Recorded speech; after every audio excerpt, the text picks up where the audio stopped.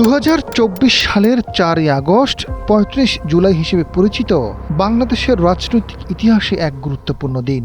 সেদিনই হাসিনা সরকারের পতনের দাবিতে চলমান বৈষম্য বিরোধী ছাত্র আন্দোলনের ঘোষিত মার্চ টু ঢাকা কর্মসূচি একদিন এগিয়ে আনার সিদ্ধান্ত নেওয়া হয়েছিল। একই সঙ্গে দেশজুড়ে সর্বাত্মক অসহযোগ আন্দোলন, ব্যাপক সংঘর্ষ, প্রাণহানি এবং কারফিউর মধ্যে স্পষ্ট হয়ে ওঠে সরকারের উপর বাড়তে থাকা চাপ।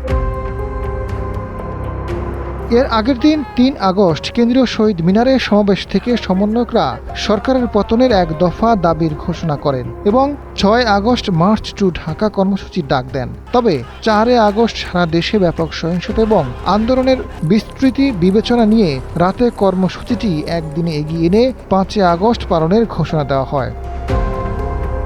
বিকেলে রাজধানীর শাহবাগে সমাবেশে বৈষম্য বিরোধী ছাত্র আন্দোলনের অন্যতম সমন্বয়ক নাহিদ ইসলাম বলেন, সরকার সহিংসতা চালিয়ে গেলে আন্দোলনকারীরা আরও কঠোর কর্মসূচিতে যাবে। তিনি শিক্ষার্থীদের প্রতিটি এলাকায় প্রতিরোধ গড়ে তোলার আহ্বান জানান এবং সরকার পতন না হওয়া পর্যন্ত আন্দোলন চালিয়ে যাওয়ার ঘোষণা দেন।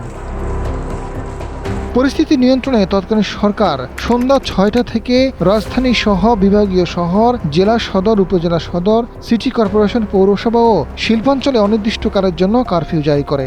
একই সঙ্গে মোবাইল ইন্টারনেট বন্ধ করে দেয় এবং 5 আগস্ট থেকে 3 দিনের সাধারণ ছুটি ঘোষণা করে।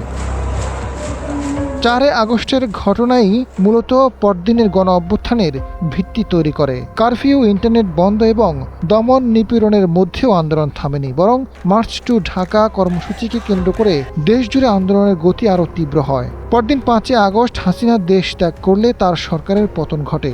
এর মধ্য দিয়ে টানা 36 দিনের আন্দোলনের পরিসমাপ্তি ঘটে। আজাদ ফারুক, সময়ের আলো।